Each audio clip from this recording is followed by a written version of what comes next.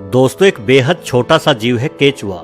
आपको शायद ज्ञात हो कि आदिकाल से ही ये छोटा सा जीव मिट्टी के अंदर रेंगते हुए मिट्टी को फोकी और भुरभुरी बनाता है, जिससे मिट्टी के अंदर नाइट्रोजन और पानी अच्छे से फैलता है।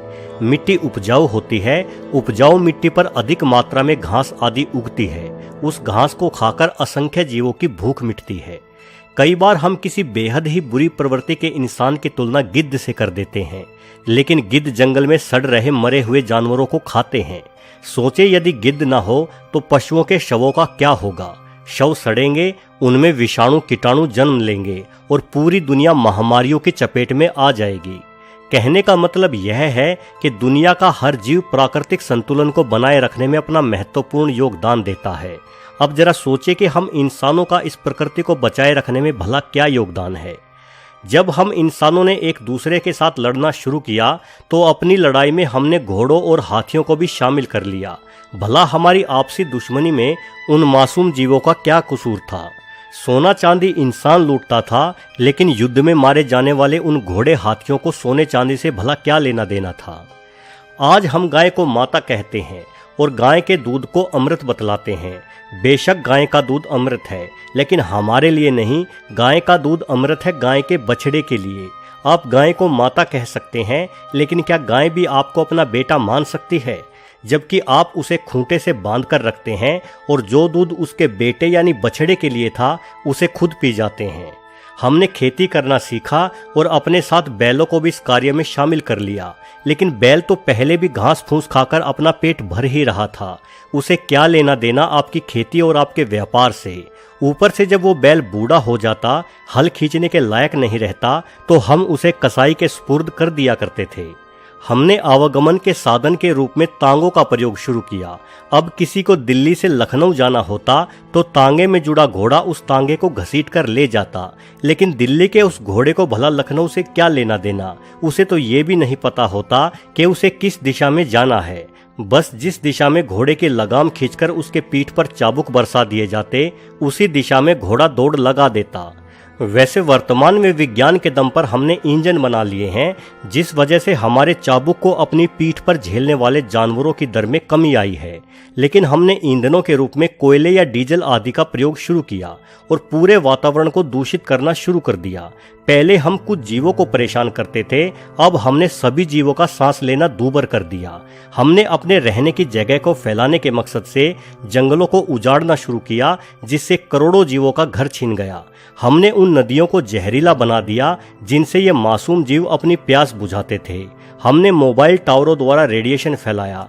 हर जगह कान फोड़ू कारखानों, लाउड स्पीकरों, इंजनों से ध्वनि प्रदूषण फैलाया, जिससे हमारे घरों के आसपास अपना घोंसला बनाकर अपने बच्चों का पालन पोषण करने वाली गोरैया नामक छोटी सी चिड़िया न जाने कहाँ गायब हो गई। इन तमाम तर्कों से क्या पता चलता है? पता ये चलता है दोस्तों कि हम इंसान घुन की तरह इस प्रकृति को खा रहे हैं। देखा जाए तो प्रकृति की नज़र में हम इंसान एक वायरस के समान हैं, जो लगातार पृथ्वी को बीमार कर रहे हैं। जिस तरह से बुखार आने पर हमारे शरीर का तापमान बढ़ जाता है, उसी तरह से पिछले 100 सालों के दौरान हम इंसानों द्वारा किए गए प्रदूषण के कारण ग्लोबल वार्मिंग के प्रभाव के चलते पृथ्वी का तापमान 2 से 3 डिग्री सेल्सियस बढ़ चुका है। यानी हम इंसान रूपी वायरसों की वजह से आज हमारी पृथ्वी को बुखार आ गया है। और यदि हम इंसान वायरस हैं तो जिसे हम कोरोना वायरस कहते हैं वो क्या हुआ?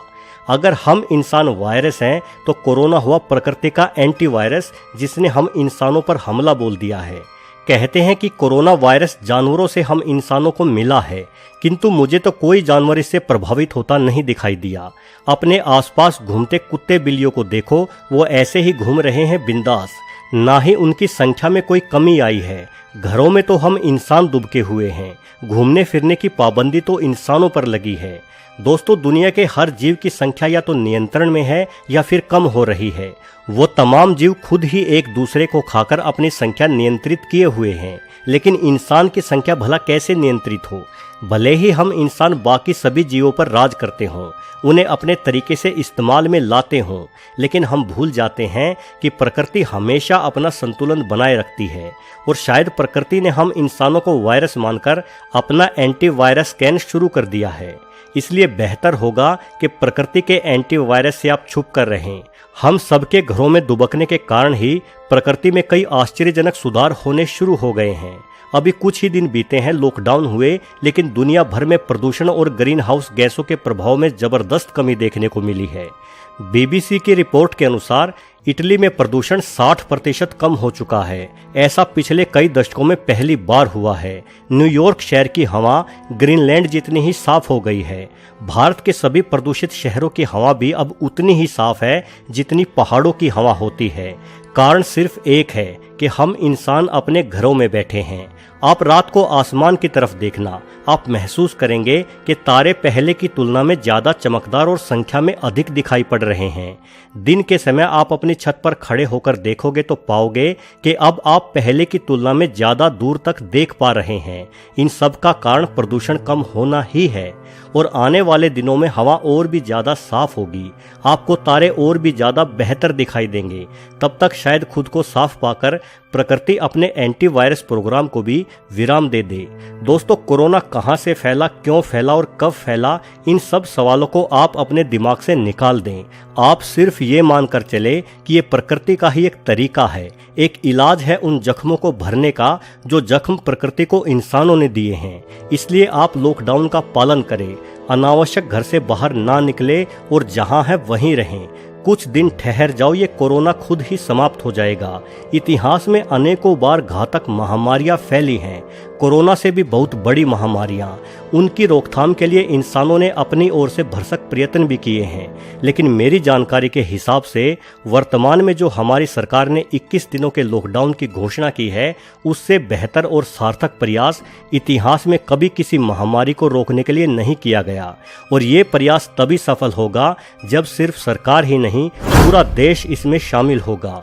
वीडियो को आखिरी तक पूरा देखने के लिए आपका बहुत बहुत धन्यवाद।